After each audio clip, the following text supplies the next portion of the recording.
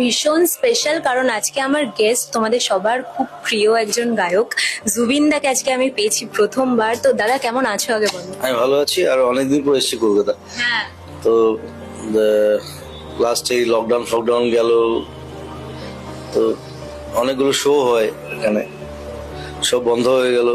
আমি অসুস্থ ছিলাম, তারপরে আসামে গেলাম, আসামে অনেক সোশ্যাল সার্ভিস করতে হলো।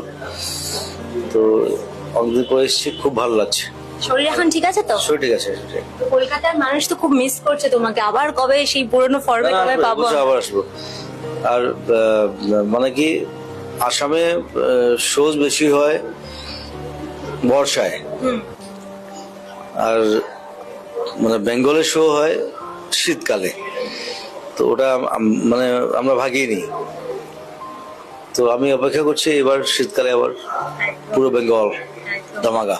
রিজনাল মিউজিকের পাশাপাশি বলিউডেও মানে তোমার এক থেকে বড় বড় মানে হিটস দর্শকরা পেয়েছে। তো আর নতুন নতুন কি উপহার তুমি দিচ্ছ? বলিউডে আমি অনেকদিন কাজ করিনি, কিন্তু বলিউডে মানে লাস্ট আমি ক্রিস্টি গিয়েছি, তারপর গাইনি। কিন্তু তোমার গাওয়া সেই ইয়ালি, তো কপি কিছু না, কিন্তু সেই ইয়ালি আইকনিক গানটা আমার মনে হয় সবাই রিলেট ওটাও কপি। তো কি বলবে, এই যে কপি নিয়ে তো এত কিছু হচ্ছে, তুমি মানে সেই জন্য কি সরে আসা? আমরা বাংলায়, আমরা আসামে, আমরা যা মিউজিক করি, আমরা যা ফিল্ম বানাই, আমরা কপি করি না, কিন্তু Bollywood is a full copy. মানে সেই straight. কারণেই কি একটু সরে আসা বলিউড? তাই আমি ভালোবাসি না বলিউডকে। একদমই তাই। তো যেহেতু মানে কলকাতায় তুমি বললে যে স্ট্রেট কথা বলি, সবাই জানে। একদমই তাই। যেহেতু অনেকদিন বাদে তুমি কলকাতায় এলে, তো কলকাতায় কোন জিনিসটা তোমাকে বেশি মানে অ্যাট্রাক্ট করে? শুধু কলকাতা না, আমি পুরো বেঙ্গলকে ভালোবাসি। বেঙ্গল, আসাম, আমাদের সেম সংস্কৃতি, আমাদের same culture, same food habit, same মাছ ভালোবাসি আমরা। So I love Bengal, I love Assam. আমি আধা বাঙালি, সবসময় বলি। একদমই তাই। তো আজকে তোমাকে আমরা পেয়েছি 99 ইন্টারন্যাশনাল ফিল্ম ফেস্টিভ্যালের উপলক্ষে, তো সেটা নিয়ে যদি শেষে একটু কিছু বলে দাও।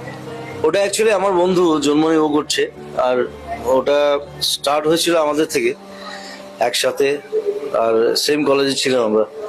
ও ফিল্মও বানিয়েছে 2-3টে, আর ওর বোধহয় আরো প্রজেক্ট আছে এখানে বেঙ্গলে। তো আমার অনেক অনেক শুভকামনা রইল, আমি আছি একসাথে। একদম। আর শেষে তোমার দর্শকের জন্য যারা তোমাকে এতটা মিস করছে তাদেরকে কি বলবে? Love you.